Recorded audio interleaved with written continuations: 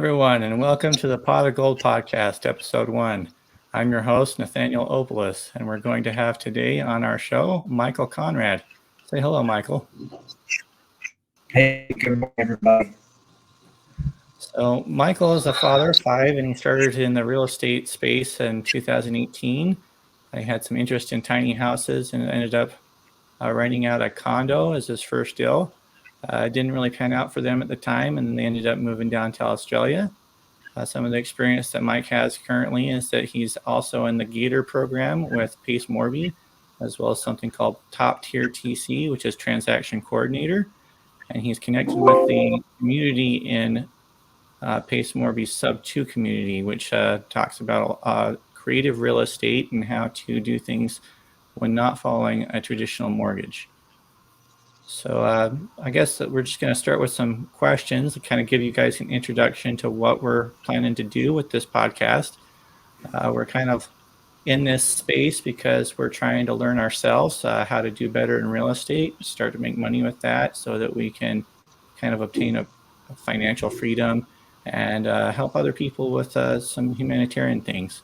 I'm personally interested in helping people that are stuck in the human trafficking, as well as trying to find ways to help take care of wounded veterans. Now, before we continue, I just want to make it clear that, yes, we are very new, and we're probably going to have some problems. Just bear with us, and we'll see where we go, we'll improve along the way.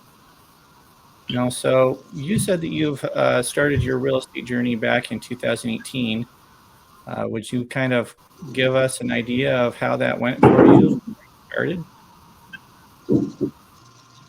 Yeah, sure. So I've had an exposure to real estate. My wife, her mom and dad actually come from a family that owns mobile homes down in Georgia, and they've had a long-standing portfolio of upwards of 20 different homes at a time, and so the idea of rental property has always intrigued me over the last, I'd say, maybe 10 years. And so when I was in Denver in 2017, a coworker of mine and I got to chatting about Bigger Pockets, and he was sharing some of his experiences. His father-in-law, actually also a real estate investor down in the Memphis area, really, really successful. And so we got to chit-chatting about, what's the opportunity for getting into real estate. So my wife and I were intrigued at the time by the tiny house movement. And so we had a 2-bed, 2-bath condo that we were living in. And then we said, let's make a shift. So we bought a 40-foot RV. We renovated it, big plans of living in there, and kind of our transition plan. My wife got on board with renting it out. So we rented it out to a member and friend from our church, and that started the journey. It wasn't long after we had moved into our RV. We had some problems as we moved into the cold months, and then we had some big life changes. We found out we were going to be moving to Australia. We found out we were pregnant with our third, and we knew that the RV wasn't working. So it actually offered up another opportunity where we bought another property using some of my 401k money as like a temporary solution to buy in, and lived in that for about 8 months, and then we turned that place into a rental as well. So that really started the real estate journey, and it's just kind of grown ever since then. Okay, so you said that you had some problems with renting out with the RV situation. What exactly happened with that, and why was it not something that didn't pan out? Well, really, the biggest issue was that we had complications with our heating element in the RV. We were living in Denver at the time, so it can get pretty cold, and we were trying to stay in a place near where I was working, and we just decided, man, it wasn't worth it to us to try to fix it. We knew that we had changes coming up in the future, and so we just pivoted. We decided, we tried it. Good on you for making that adjustment. Many people would say, "Man, that was a big failure," but I look at it as an opportunity to say, one, I saw something that I wanted to do, made a path to do it, found out it didn't work, and we shifted. And in the long run, it actually benefited us greatly because we were able to add another unit to our portfolio at the time, and then cashed out later. And we are where we are today. Well, I really like the fact that you didn't just give up and say, "Oh, well, real estate's not for me. This didn't work out, so just go find something else to do instead," right? So that's cool that you Sure. stuck with it, and then you pivoted instead of just tossing it away, which I think that's really what is required in this kind of a space. You have to figure out what works and what doesn't, and you just got to keep moving forward. So you also said that you had this opportunity to move to Australia. What prompted that? Was that just a shift in your employment? Was that an opportunity that you found and was like, "Oh, I'm going to go ahead and grab a hold of that"? Yeah, so I work for the federal government, and the group that I work with had a job posting overseas down in Australia for 3 years, and so I got connected with the U.S. Embassy down in Australia, and yeah, it was a major shift for our family. Never had lived overseas, moving with 3 young kids. And we just had our third May of 2019, and we moved August of 2019. So, but it was, one of the greatest experiences in our life that helped us grow really as a family. And, for anybody that has an opportunity to live overseas, definitely I would say pursue that because it's really great to see the differences in culture and um, there's just so much out in the world to be able to engage in and see. Yeah, myself personally, I didn't go out of the country per se, but I did live in Puerto Rico for a few years, and I really enjoyed that experience. Whole different language down there as well, so it was a little bit difficult along the way. But yeah, I definitely recommend trying to find a place where you can go out to a different culture and live among the people and see things from a different point of view. It's really cool. So, what brought you back to the States? I know you're not living in Australia at the time. Yeah, so my time in Australia was just 3 years. So our tour concluded last year, 2022, and work brought me back here into the St. Louis, Missouri area.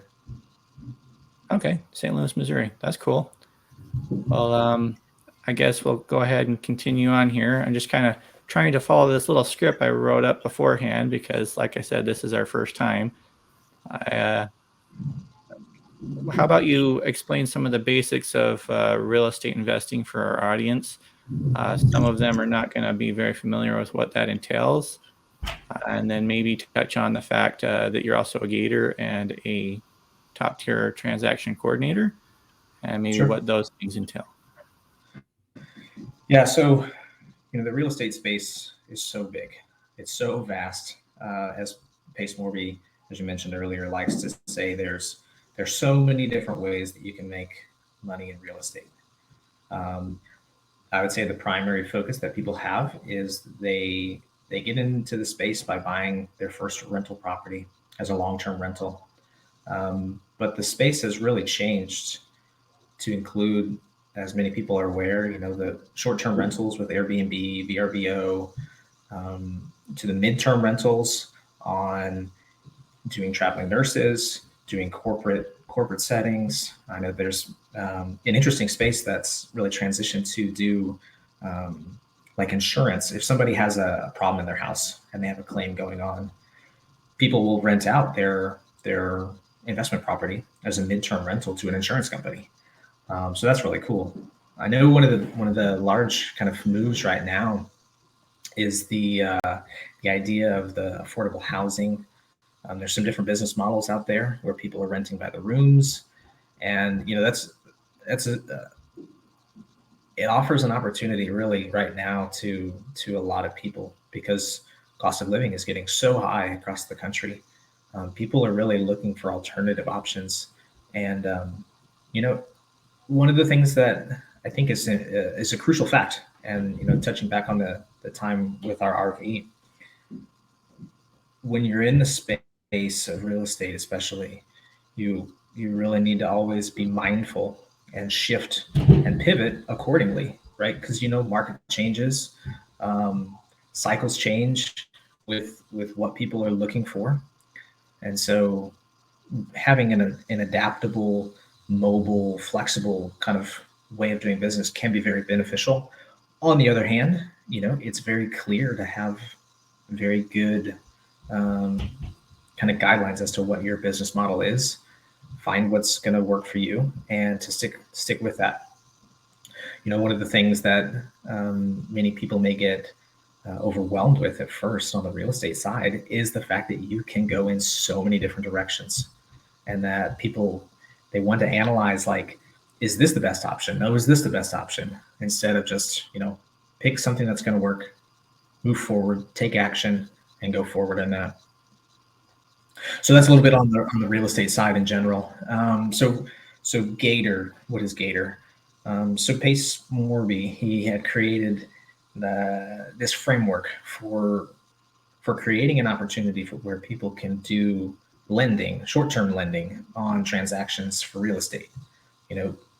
Pace is in the creative financing space, and so it's a multi-tiered approach, with the first being investors that have maybe no money at all, but they find really good property and they want to wholesale it. A Gator can come in and they can lend on their earnest money deposit or their EMD. It's very short term. They can they like to say they get chunks of a deal instead of percentages. And so the interesting thing about Gator is that it can be so small as you lend $2,000 to somebody and you get $2,000 back, or you may be in a deal where you're lending $100,000. And the beauty of the creative finance side is there's so many different ways to structure what you're trying to do. So that's a little intro to the Gator side. Transaction coordinator. So this was kind of a new space for me that I got involved in back in July. And what a transaction coordinator does, they're basically like the focal point, belly button of all the transactional pieces and elements. They're the linchpin between the investor and everybody else, right? In traditional real estate, you have an agent that kind of acts in that function, where they're interfacing with the title companies or the closing attorney or just anybody else in that process. So what a transaction coordinator does is they offer a single point where you can take off a lot of the paperwork side of things as an investor, and they do that work for you. They help to be the engager and the liaison, really, to allow you to have more time on your plate to focus on the investment side of things. So, okay, and so they're going to be taking care of important things like paperwork behind the scenes, making sure signatures are collected, things that are submitted before specific due dates, like before an inspection period ends, things like that, right? Correct. Okay. Yeah, they really help. They keep the transaction process moving, and they ensure that everything is intact. And one of their big things is helping with just the overall organization of the contract process or the transaction process in a whole. Okay, cool. So not just one thing that you can do. There's quite a few things, and you don't have to just like focus yourself on just one. You can branch out a little bit. But as far as I'm concerned, it would be good to learn how to do a single thing first before you start branching out. Do you feel any different about that? Yeah, I think that it's key. As alluded to earlier, there's so many different areas that you can focus in. I mean, take for example, in a traditional real estate space, if somebody is getting in as an escrow agent, do they focus in on other things besides escrow? No, they learn what they need to do in the escrow side, and they become really good at it. I think that is similar on the investor side. You find that path that is really fitting your interest or your goals and where you want to go, And I think that it's very important to really upskill in that space, because the greater value that you can provide in a single area, the more effective that you're going to be. That's definitely good to know. Is there any specific strategies or tips that you would recommend to beginners that are starting in the real estate on how they pick which thing to focus on? Because like we've said, there's lots of stuff that you can focus on. There's a lot of opportunities.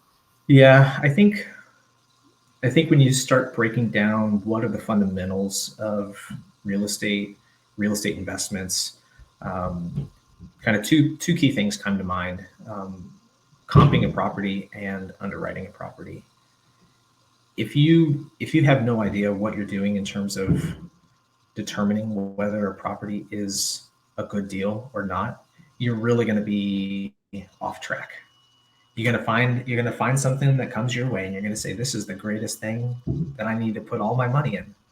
And it could be the worst deal in the world because you're not understanding what those fundamentals might be. So yeah, the two things I'd say: really getting strong skills on the underwriting side, and also on the comping side. But I say a caveat to that: the other area that you would kind of focus on, if that's not your strength and you're super strong in some other area, you build your team, you network, and you find somebody that is extremely strong in underwriting a deal, and you say, hey, I don't have this skill, but you have this skill. Let's work together. And maybe we can make money for each other by collaborating instead of working on our own. Yeah. I like the, how would you call it? It's like a metaphor that I was taught when I was a Boy Scout, where if you take one stick, it's really easy to break it in half. If you take a whole bundle of sticks and you strap them together and then try to break them, it makes it more difficult to do that. And sometimes if you have enough of them, it's impossible for you to do it with your own strength alone. And so I think that kind of applies in this situation, that if, yeah, maybe you can be successful on your own and go and make money, but if you pull people who are like-minded into your space and you work together, then you're going to go a lot farther and you have a lot less chance of failing overall. Because those people, they'll be able to also look at things and say, hey, this is a good idea or this isn't a good idea. And it'll help you avoid some of the pitfalls you might find if you're just going it solo. Yeah. I got connected with a sub 2 Gator student down in Texas earlier in the week. His name's Lance Riggin. And he made a comment of a quote that really sticks with him that says, don't make your weaknesses stronger, strengthen your strengths. And so, really speaking to that same point, you find out what you're really good at. You continue to build in that, and then you build your network and your team to leverage other people's strengths. So don't, because we can, our one of our greatest resources is our time. And so the way that we spend our time is really going to help dictate where we end up in the future. And so it really resonated with me. Cool. I appreciate that. Now, the thing that I want to go back and touch on just a little bit is you mentioned comping and you mentioned underwriting. And for people just getting into the space, some of those terms might be a little confusing. I'm going to go ahead and have you define what comping is, and then kind of explain what underwriting is so that we can get a better idea of what it is that we're focusing on when we start out. Yeah, so underwriting looks at where you're going to be making money with a property. If a purchase price is $200,000, you need to understand what are all of the potential expenses in that, to understand if, as you work through with having property management or capital reserves, capital expenditures, accounting for vacancies, if let's say you're doing it as a long-term rental, when you plug all those numbers in and you determine, is it actually going to make me money or is it not going to make me money? I'd say like that's a very basic way of saying how underwriting can be defined. You're determining the future viability of your investment from a calculation perspective. When we define comping, that's kind of just a short way of saying comparable. You're trying to notice if some property is up for sale, you want to determine, is the value that's been placed on that property comparable with other properties in a very specific region to it. There's a lot of different ways that people go about it. I've gotten connected and followed Jamil Damji. He's one of the people in the creative space as well. He's a wholesaler out in Phoenix. He's extremely big on the comping, because in his world with the wholesale, if you mess up a comp, you may mess up the whole deal. Yeah, you don't make a lot of and money. it really applies to whether you're trying to wholesale it, whether you're trying to buy and hold. You're trying to understand, is the value accurately placed based on other properties that have sold in the recent time? Well, that's how the value of homes is usually determined on websites like Zillow and such, or when a real estate agent lists it on the MLS. They're going to do the same thing. They're going to get an appraiser to come out to that property. They're going to try to find properties that are similar to that property in the area so that they can determine that value. And so if you get that number wrong, then you might be out a lot of money because the house isn't actually worth that much. Yeah, so you brought up a good word, the appraisal side. Essentially what you're doing is you're taking the function of an appraiser, but you're applying that same methodology across the board in a quick fashion to say, hey, I may not be an appraiser certified to do this job. However, this is the same principles that they're going to apply, and you can do kind of a quick and dirty assessment of what the value is.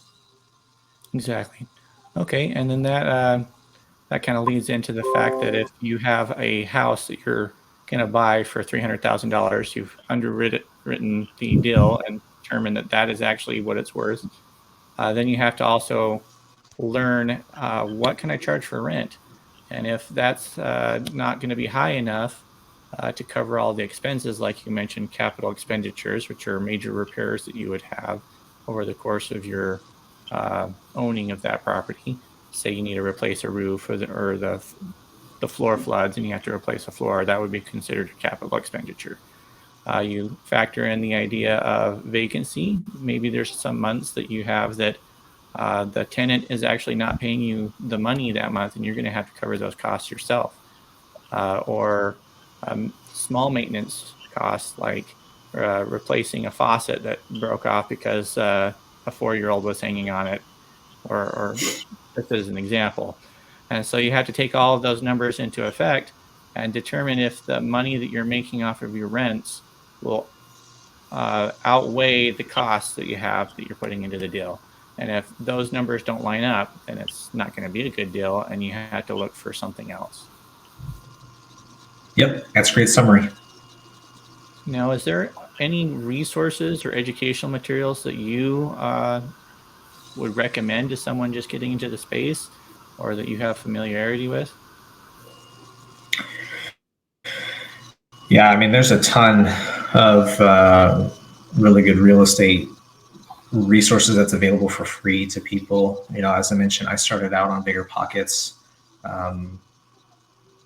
I think that community's grown to something like 2 million people. So it's really scaled over the last several years. They have a lot of real estate podcasts. They have videos they have books that you can get involved with. They have forums, boot camps. The list kind of goes on and on. On the creative side, Pace Morby had started the free creative Facebook group that's really accelerated as well. And then, to go with my experience and others in the community, you can get involved and join into Gator, sub 2, top tier TC. Obviously, those are going to be a little bit more, you're jumping in full force and you've got to bring some investment to it.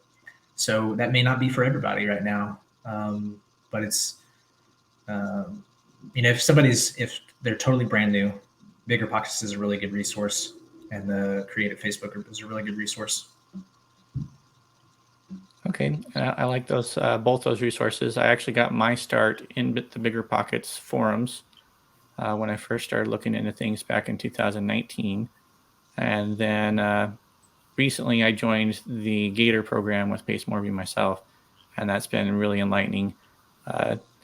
They say ignorance is bliss, but I've started to realize that that might not actually be the case. There's a lot of things that I didn't understand about money that I feel like may have set me back. But now that we're fixing those knowledge deficits, maybe we can start making some better progress and seeing some cool things happen going forward.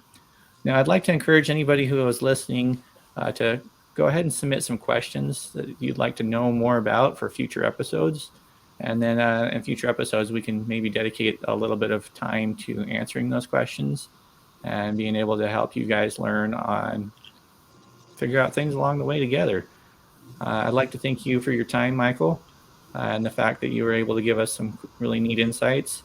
We'll just go ahead and talk about the fact that you can go to biggerpockets.com to learn more about this kind of stuff. I'd also recommend going to the Creative Facebook group with Pace Morby.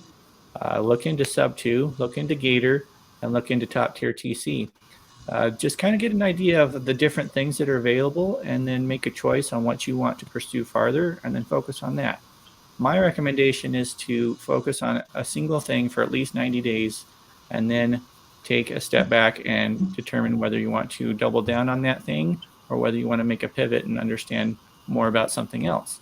And then as you make progress, we're all here to help you learn and grow, and we'd love to be able to do deals with you. So this has been the Pot of Gold Podcast, episode 1. Thanks for tuning in, and you all have a wonderful day.